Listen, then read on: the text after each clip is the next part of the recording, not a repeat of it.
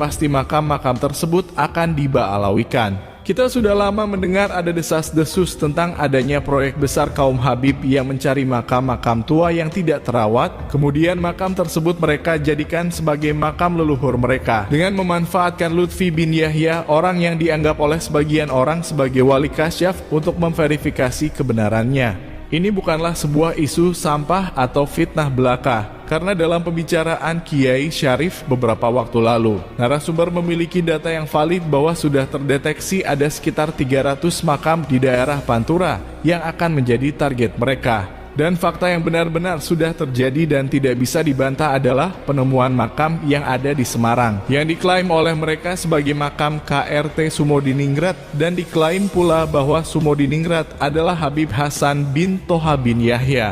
Ini adalah yang paling heboh dibicarakan, karena yang diklaim adalah seorang panglima perang Mataram Islam berdarah Majapahit, sosok asli pribumi Nusantara yang diba'alawikan oleh mereka. Nasib baik Terah Mataram kini berani bersuara, sehingga masyarakat luas pun kemudian bergerak melawan perampokan sejarah yang dilakukan oleh golongan mereka. Masyarakat harus segera kita sadarkan bahwa klaim sejarah leluhur kita menggunakan makam-makam tua yang dijadikan leluhur mereka adalah bentuk penjajahan golongan mereka terhadap bangsa kita, yang mana tujuan mereka adalah menghancurkan sejarah bangsa Nusantara, kemudian diganti dengan sejarah versi mereka yang dibuat sebagai bangsa yang paling berjasa terhadap tegaknya peradaban di bumi Nusantara. Selamat menonton dan menyaksikan.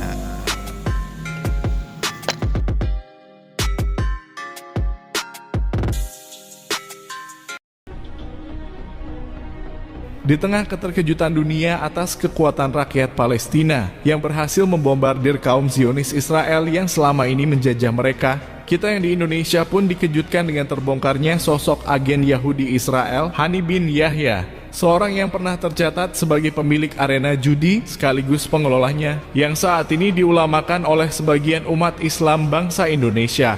Pada awalnya kita hanya ingin mengcounter doktrin Hani bin Yahya yang mengatakan segala macam kajian, segala macam tesis, jika hal tersebut menimbulkan perpecahan maka itu adalah sebuah kebohongan meskipun datanya benar. Sebenarnya doktrin inilah yang pada awalnya ingin kita counter dari dia. Namun ternyata ada pernyataan lain yang membagongkan kita semua, yang mana ia mengatakan Rasulullah secara langsung meridhoi pekerjaan merampok daripada mengemis, yang tentu saja pernyataan ini akan berpotensi besar menyesatkan umat Islam. Melihat kebodohan dia dalam menafsirkan pemahaman-pemahaman ilmu agama, membuat kita mempertanyakan bagaimana riwayat dia. Kok bisa-bisanya orang bodoh seperti dia dianggap sebagai seorang ulama? Dan tentu saja seperti biasanya, tidak butuh waktu yang lama setelah videonya viral, maka terbongkarlah siapa sebenarnya dia. Seorang yang terindikasi sebagai agen Zionis Yahudi, bahkan pernah terciduk polisi sebagai pemilik arena judi. Maka sangat pantaslah orang seperti dia akan berpotensi menyesatkan umat Islam ketika ia tiba-tiba diulamakan. Dan yang paling penting lagi dan wajib kita waspadai sebagai bangsa pribumi, Hani bin Yahya As-Segaf adalah orang kepercayaan Lutfi bin Yahya dalam proyek pencarian makam, yang kita duga sudah pasti makam-makam tersebut akan diba'alawikan. Kita sudah lama mendengar ada desas-desus tentang adanya proyek besar kaum Habib yang mencari makam-makam tua yang tidak terawat, kemudian makam tersebut mereka jadikan sebagai makam leluhur mereka dengan memanfaatkan Lutfi bin Yahya, orang yang dianggap oleh sebagian orang sebagai wali kasyaf, untuk memverifikasi kebenarannya. Ini bukanlah sebuah isu sampah atau fitnah belaka, karena dalam pembicaraan Kiai Syarif beberapa waktu lalu, narasumber memiliki data yang valid bahwa sudah terdeteksi ada sekitar 300 makam di daerah Pantura yang akan menjadi target mereka. Dan fakta yang benar-benar sudah terjadi dan tidak bisa dibantah adalah penemuan makam yang ada di Semarang, yang diklaim oleh mereka sebagai makam KRT Sumodiningrat, dan diklaim pula bahwa Sumodiningrat adalah Habib Hasan bin Toha bin Yahya. Ini adalah yang paling heboh dibicarakan, karena yang diklaim adalah seorang panglima perang Mataram Islam berdarah Majapahit, sosok asli pribumi Nusantara yang diba'alawikan oleh mereka. Nasib baik Terah Mataram kini berani bersuara, sehingga masyarakat luas pun kemudian bergerak melawan perampokan sejarah yang dilakukan oleh golongan mereka. Masyarakat harus segera kita sadarkan bahwa klaim sejarah leluhur kita menggunakan makam-makam tua yang dijadikan leluhur mereka adalah bentuk penjajahan golongan mereka terhadap bangsa kita, yang mana tujuan mereka adalah menghancurkan sejarah bangsa Nusantara, kemudian diganti dengan sejarah versi mereka yang dibuat sebagai bangsa yang paling berjasa terhadap tegaknya peradaban di bumi Nusantara. Pola ini sama dengan yang dilakukan oleh kaum Yahudi Israel dalam menguasai bumi Palestina, yaitu membangun makam-makam palsu atas nama leluhur mereka, sehingga bangsa Yahudi di sana bisa mengklaim tanah Palestina adalah tanah milik mereka, karena buktinya para leluhur mereka dimakamkan di sana. Ini hampir sama seperti orang Israel Yahudi ketika menjajah negara Palestina. Di kota tua Yerusalem, bahkan dekat dengan Masjidil Aqsa, sebelah timur atau depannya itu ada 500 makam palsu yang dibangun oleh para penyusup orang-orang Yahudi Israel dengan nama-nama leluhur mereka. Jika dihitung secara keseluruhan di kota tua Yerusalem tepi barat Palestina itu ribuan makam-makam buatan palsu nenek moyang mereka para Yahudi Israel. Dengan tujuan apa? Untuk mengkaburkan sejarah bahwa yang berhak mewarisi tanah di Yerusalem Raya itu adalah mereka. Inilah yang menjadi sebuah PR bagi kita semua untuk meluruskan kembali dari efek-efek negatif klaim-klaim itu untuk bangsa kita.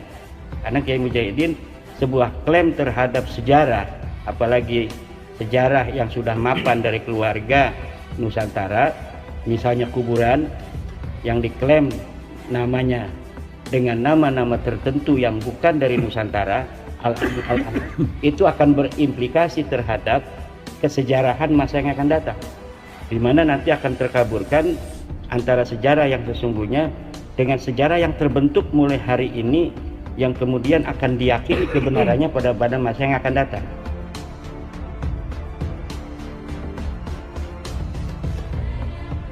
Polanya sama dengan Yahudi Israel dalam mengklaim tanah Palestina sebagai tanah leluhur mereka, yaitu dengan membangun makam-makam palsu atas nama leluhurnya, kemudian dijadikan sebagai bukti sejarah bahwa kaum Yahudi Israel lah yang paling berhak atas tanah Palestina, dan makam palsu itulah sebagai bukti sejarahnya.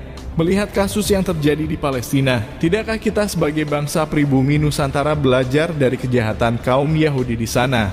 Sudah sering kali kita mengatakan, jika pemalsuan sejarah dan pemalsuan makam leluhur kita yang diklaim sebagai leluhur mereka terus kita biarkan, maka bukan tidak mungkin 100 atau 200 tahun ke depan, generasi anak cucu kita akan menjadi generasi yang benar-benar lemah secara peradaban. Karena sejarah yang ada pada masa itu tidak berpihak kepada anak cucu kita sebagai pewaris sah bumi Nusantara. Memang yang dialami bangsa Nusantara tidak akan separah yang dialami bangsa Palestina, karena bangsa kita adalah bangsa yang besar dari segi jumlah dibanding kaum yang menjajahnya. Tapi ingatlah, mereka yang ingin menjajah kita adalah kaum yang mengatasnamakan agama, ditambah lagi mereka mengklaim sebagai kaum anak keturunan Rasulillah. Dan bangsa kita sangat mudah terpedaya akan hal itu semua, sehingga mereka sangat bodoh rela menjadi budak-budaknya. Bangsa kita memang bangsa yang besar dari segi jumlah, tak sebanding dengan jumlah mereka yang ingin menjajah bangsa kita, sehingga tidak mungkin bangsa kita akan bernasib sama seperti bangsa Palestina. Yah, itu semua memang benar adanya, tapi jangan lupakan sejarah, bahwa bangsa yang besar ini kenyataannya pernah dijajah selama 3,5 abad lamanya, dan yang menjajah adalah bangsa yang kecil dari segi jumlah. Maka jangan pernah meremehkan siapapun yang terindikasi berusaha menjajah bangsa kita, dan kita harus sedini mungkin melawan gerakan mereka sebelum mereka benar-benar menguasai bangsa kita.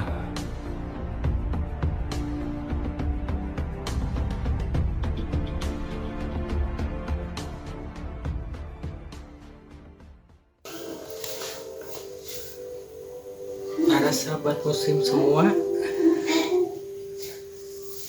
saya cuma menyampaikan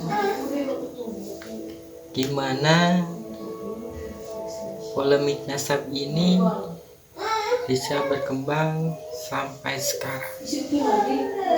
Jadi jauh sebelum Kiai Imanuddin menyampaikan tesisnya, kami dari para kaum pribumi sudah tahu akan adanya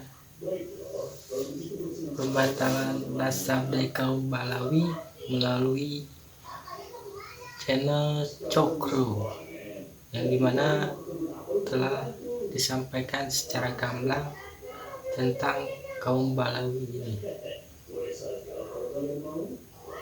Oleh karena itu, kami dari segenap kaum pribumi sudah resah sebenarnya dari semenjak 6 bulan yang lalu. Kita sudah terlalu lama diam melihat tingkah laku, cemoohan, caci maki terhadap para kiai, ulama, dan para duriat dari Wali Songo. Oleh karena itu, kami hanya menyampaikan apa yang telah kita rasakan, kita lalui, di mana sejarah-sejarah dari Kesultanan, dari Kerajaan Mataram sudah berani diselewengkan oleh kaum Balawi. Kita sebagai pribumi hendaknya bisa menelaah apa yang disampaikan oleh kaum Balawi itu udah merusak sejarah yang telah ditorehkan oleh para kaum kita, yaitu menjaga NKRI, mengusir penjajah yang sudah mempertahankan negara kesatuan Republik Indonesia ini. Terima kasih. Sekali lagi terima kasih atas semua support dan dukungan yang telah diberikan para subscriber atas kepercayaannya. Sampai sekarang sudah mencapai 1000 subscriber pertama. Terima kasih. Sekian dari saya. Salam NKRI, salam akal sehat, merdeka.